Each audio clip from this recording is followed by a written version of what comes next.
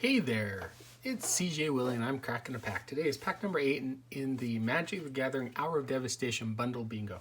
Check out my preview video for the explanation on how this bundle bingo will work. I've added a link to the preview video in the description below. So we're getting closer. We've got bingo. Can we get bingo with Torment of Hailfire or Supreme Will? Or will we get really lucky in the last few packs and get blackout? Let's look and find out. So here we go. We're down to our last 3 packs. Today is pack number 8. So as I go through this pack, it's going to be from a very casual Magic the Gathering player point of view. And let me stress the word casual. I think it's kind of a unique way to rate the cards and, figure out if they're awesome or if they're duds. Maybe you'll agree, maybe you won't, but at least it'll be fun. Probably won't spend a ton of time on the commons since, unless they had some sort of like limited impact. Mainly we'll spend a little bit more time on the uncommons and rare or hopefully mythic rare. So let's scroll in a little bit and get started. Okay, so first card of the pack is Dauntless Aven, 3 mana, 2 and a white. It's a bird warrior at 2/1. Has flying. Whenever Dauntless Aven attacks, and tap target creature you control. I think I may have gotten a playset of Dauntless Aven in this bundle already. I liked it when it was paired with an exert creature in draft. You'd attack with both of them, untap your exert creature, and you could re-exert it for the next turn. Blur of Blades, 2 mana, 1 and a red, instant, put a -1/-1 counter on target creature. Blur of Blades deals 2 damage to that creature's controller. So a couple of things that I liked about this card. One, it was a pretty good hoser against the aggressive decks because a lot of their cards had a power or a toughness of 1. So you'd be able to go and pop off their creature and deal 2 damage to them, or you could weaken their creature and do 2 damage to the creature's controller. So it was kind of an interesting shock with a -1/-1 ability on it. So I liked it, and I usually would play it against more aggressive decks. Next we have is Aven Restocker, 4 mana. It is a 3 and a blue bird warrior at 2/3. It has flash and flying. So I did like playing Aven Restocker. I like playing blue-white flyer decks. In limited format, this was pretty fun. In draft, it was pretty cool. You'd flash it in at the end of the turn, or you flash it in a block. The thing that I liked about it was the toughness was 3. So in a lot of ways, especially against some of the more aggressive decks, you can flash this in, block, and surprise take out one of their creatures. Next we have Mummy Paramount, 2 mana, 1 and a white. It's a zombie at 2/2. Whenever another zombie enters the battlefield under your control, Mummy Paramount gets +1/+1 until end of turn. I didn't like this common as much as the other common zombies. Yeah, sure, you can play it on turn 2. On turn 3, play another zombie attack in with a 3/3. It just didn't happen as often, and usually this is a card you want to play in an aggressive deck that maybe didn't feature zombies. So it was a cuttable card, and I didn't play it that much. And when I did, didn't really like it. Rossa Stalwart, 2 mana, 1 and a green. Human Warrior at 2/2. You may exert Rossa Stalwart as it attacks. When you do, it gets +1/+1 until end of turn and can't be blocked by creatures with power 2 or less this turn. This card I thought was great, and I paired it with Dauntless Aven. So in limited and a couple of draft decks, this did some work. You would play Rossa Stalwart on turn 2. Maybe on turn 3 you'd attack depending upon the board, but on turn 4 you would attack with both of these. Untap Rossa Stalwart. It was a 3/3, couldn't be blocked. Usually get the damage in, and you could get another turn out of it with this combo as well on turn 5. So it was a pretty cool combo that I remember working out pretty well in draft. Lethal Sting, 3 mana, 2 and a black sorcery. As an additional cost to cast Lethal Sting, put a -1/-1 counter on a creature you control and then destroy target creature. Yeah, for 3 mana, this was a pretty good kill spell. The drawback to it was sorcery speed. If this was instant speed, this card would have been so much better, but I didn't like it at sorcery speed, and occasionally it'd take out creatures, but there was other kill spells that I thought worked better at 3 mana or less, or even 4 mana. So Lethal Sting, yeah, sure, it was okay, but the other drawback, you had to have a creature out. And sometimes you were killing your own creature because it only had a toughness of 1, or you didn't have a creature, so it was a dead card. Nope. Pharaoh Prowler. I'm pretty sure we got a playset of Pharaoh Prowler. I think, if I remember correctly, this is like third pack in a row that we got a Pharaoh Prowler. Not going to spend much time on it. You can see the other reviews. For 2 mana, it's a 1 and a green cat. It's 1/3. When Pharaoh Prowler dies, draw a card. That's a trick. It didn't die as often as I'd like, and so I wasn't drawing a card. Desert of the True. It's a land desert. It's a common. Desert of the True enters the battlefield tapped. You can tap to add 1 plains to your mana pool, or you can cycle it for 1 and a plains. Great common cycle of lands.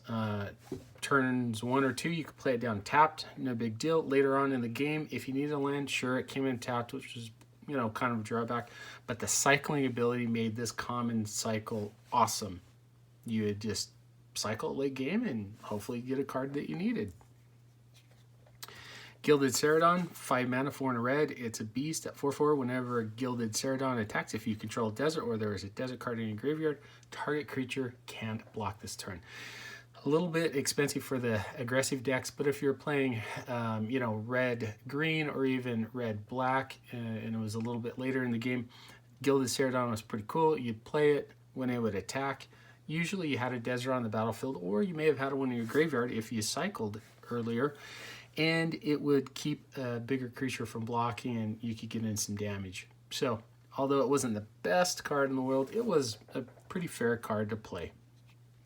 God Pharaohs Faithful, single white mana. It's a blue, or sorry, for 1 plains, it's a human wizard 04. Whenever you cast a blue, black, or red spell, so, you know, Grixis colors, you gain 1 life. Garbage. Nope. Completely out. It wasn't even good as a blocker. Sure, against the aggressive decks, if you had 2 of these, maybe you're holding back a little bit. Nope. Shouldn't even play this card. Okay, our first uncommon is River Hoopo.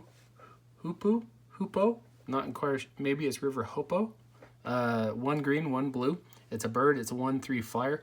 You can pay 3 generic mana, a green and a blue. You gain 2 life and draw a card. Fantastic card. This is a River Hoopo, not sure. We'll go with Hopo. Great card. In a blue-green deck, is a 1/3 flyer, which wasn't that bad. Where it made its hay was in the late game. You'd mana sink, gain 2 life, draw a card.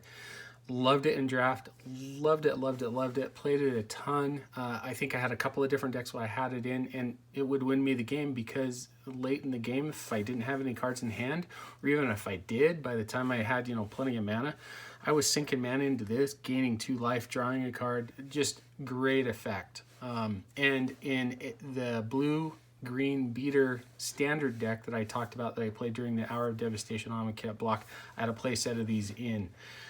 It was just repeatable with the enchantment. I think it's Bounty of the River Luxa and Channeler Initiate, Sifter Worm. It was just a great deck to play. Was routinely drawing cards, gaining life. Just a great card. I really liked it. Hope Tender, 2 mana, 1 and a green human druid at 2/2. You can pay generic and tap it and tap target land, or you can pay 1 and generic and tap it, exert Hope Tender and tap 2 target lands. This was kind of an interesting card. It didn't really work out as much as I liked with being kind of a mana ramp. Paying the 1 generic mana to tap it to untap 2 target lands, you're really gaining 1 mana out of it. It just seemed to be an odd card.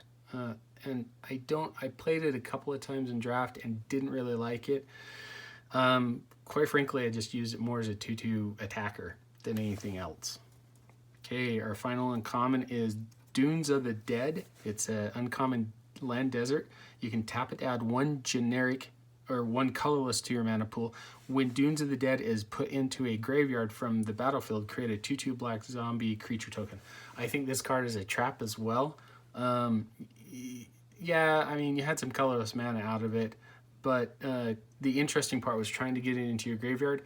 Sure, it could be a land that you sacrifice to one of the other uncommon lands, but yeah, I just never really saw it work, and I just wasn't really interested in having a land that only tapped for colorless. So, yep, Dunes of the Dead out on. Okay, will we get a bingo card out of our rare, maybe a Torment of Hellfire, maybe a Solemnity.